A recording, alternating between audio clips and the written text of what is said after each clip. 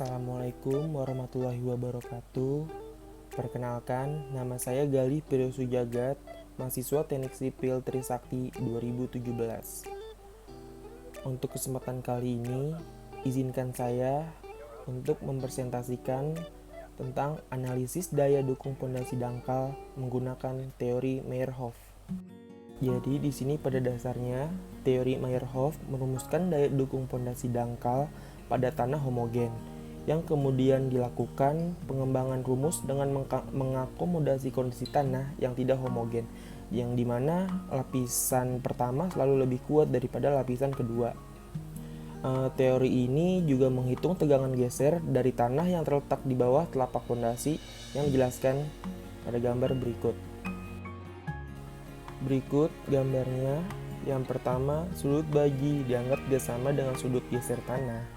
Namun sudut bagi lebih besar dari sudut geser tanah, yang dimana sudut antara AD horizontal dengan BD garis horizontal tidak sama dengan sudut geser tanah.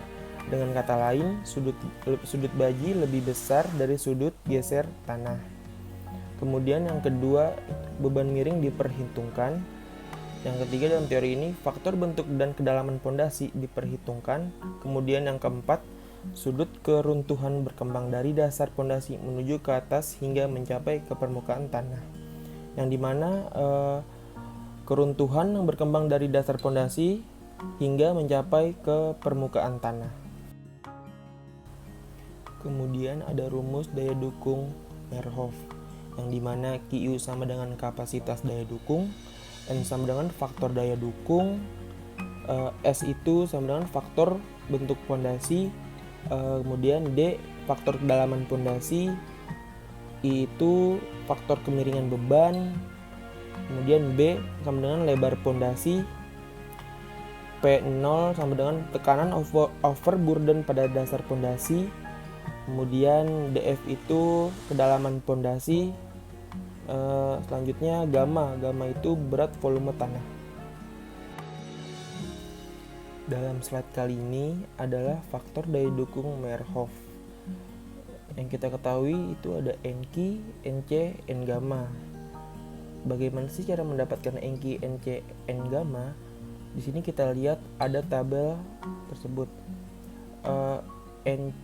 NQ, NC, N gamma bergantung dengan gaya geser tanah yang berada pada 0 sampai 50.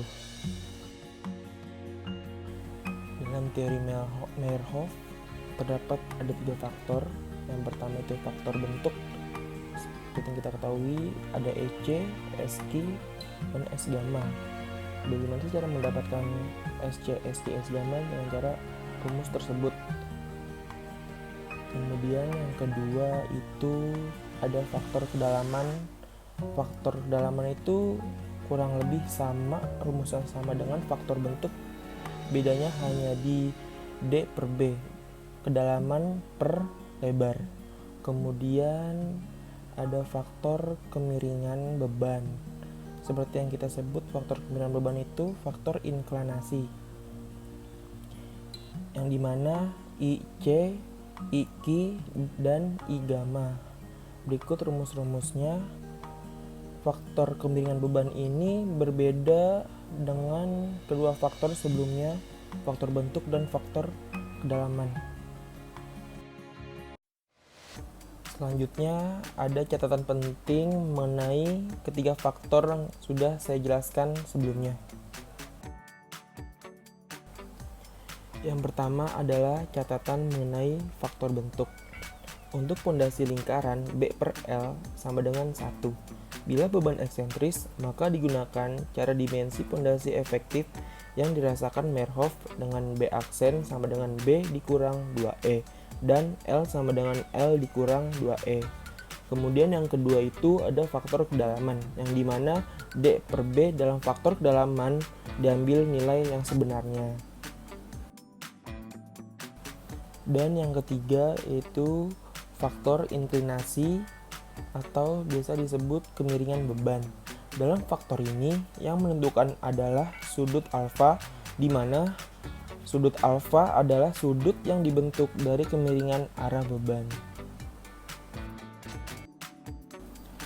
Sekian presentasi dari saya, semoga bermanfaat bagi kalian semua. Kurang lebihnya mohon maaf. Wassalamualaikum warahmatullahi wabarakatuh.